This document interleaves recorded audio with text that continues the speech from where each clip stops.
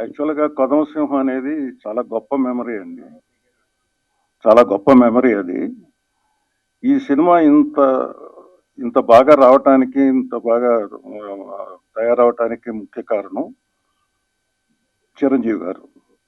ఆయన అకామిడేట్ చేసినంతగా ఈ సినిమాని ఎవరు చేయలా.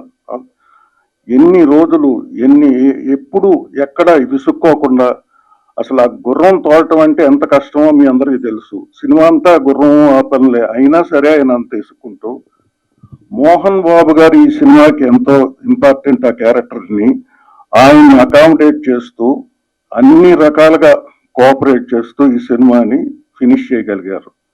ఇందాక బయట ఇప్పుడు చూశాను, నేను అంతకుముందు చూడలేదు. ఆ రోజు ఎంత అందంగా ఉన్నారు, ఇప్పుడు అంత అందంగా ఉన్నారు.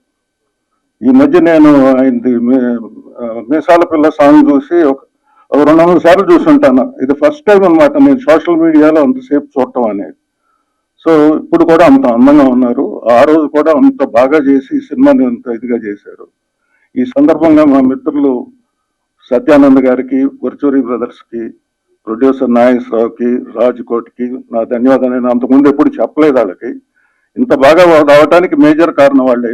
రాజ్కోట్ వాళ్ళు మేము చిన్నప్పటి నుంచి మా మా జూ మా వాళ్ళ అన్నల నా ఫ్రెండ్స్ వీళ్ళందరూ నా జూనియర్స్. చక్రవర్తి దగ్గర వాళ్ళు చేస్తూ మాకు అసలు వాళ్ళని చూస్తే ముచ్చటేసేది అనమాట. వీళ్ళు ఎప్పుడెప్పుడు చేయాలా, మా సినిమా ఎప్పుడు చేస్తారా అని చక్రవర్తి దగ్గర ఉన్నప్పటి నుంచి అనుకున్నాం.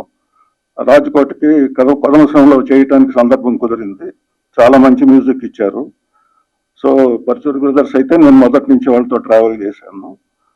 సత్యానంద్ గారు కూడా మాకు అన్ని రకాలుగా అసలు ఎప్పుడు అంటే ఇన్ హౌస్ అనమాట. మేమందరం రమాపల్లి నాగేశ్వరరావు కానీ మేమందరం ఎప్పుడు కావాలన్నా ఏ రోజు పిలిచినా ఎప్పుడు పిలిచినా వచ్చి మాకు కోఆపరేట్ చేసి ఫినిష్ చేశారు.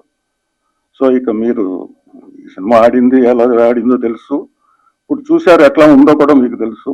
సో ఈ రీ రిలీజ్ కొంచెం మంచి సక్సెస్ అవ్వాలని కోరుకుంటూ మీ అందరి కోఆపరేషన్ ఎదురు చూస్తున్నాను.